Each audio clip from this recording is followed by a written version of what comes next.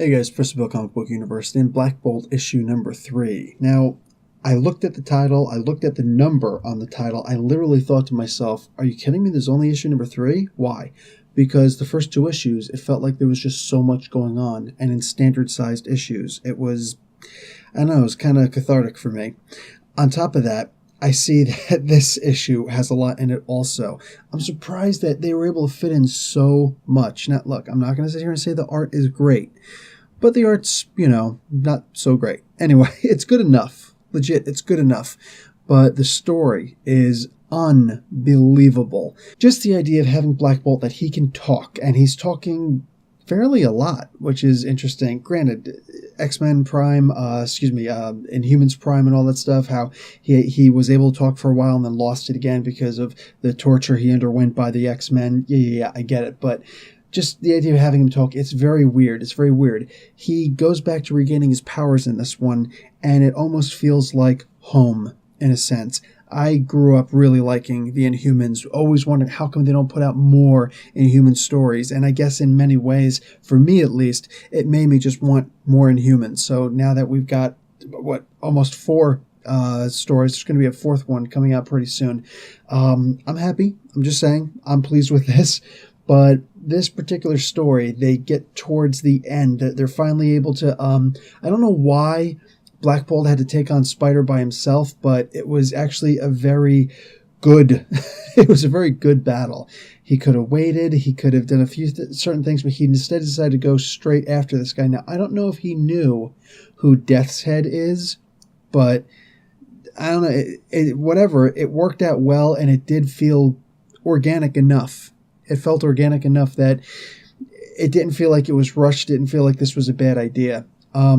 Yeah, you might have noticed what I just said. Death's Head was in this. If you don't know who Death's Head is, go check out my Death's Head Explained in a Minute video. He's basically a character who is transferred over many, many different comics, starting over in England.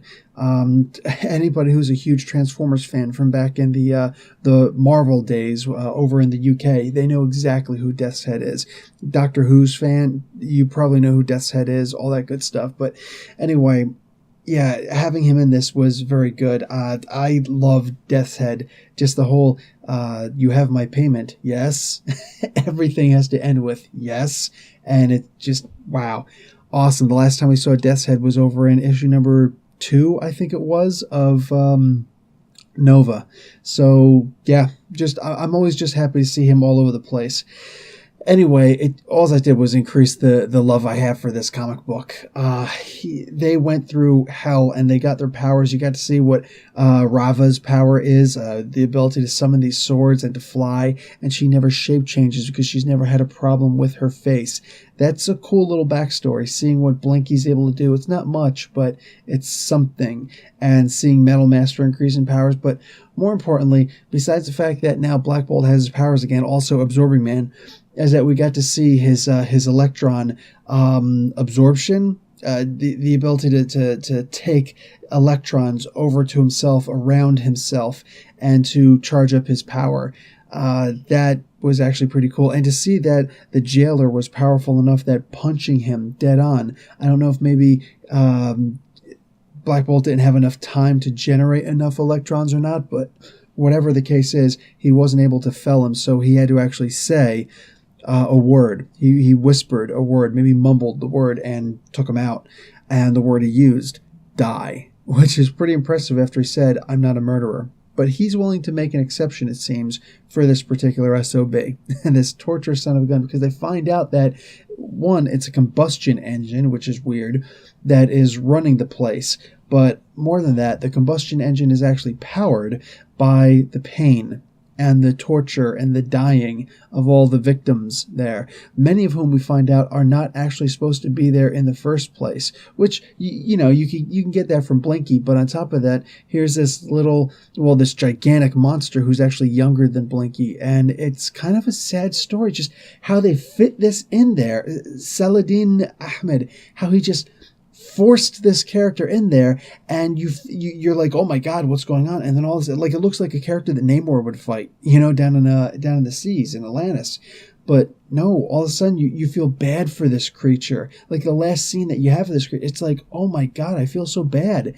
And all of it, like it didn't have to be in there, but they put it in and it felt organic to me. Weirdest thing.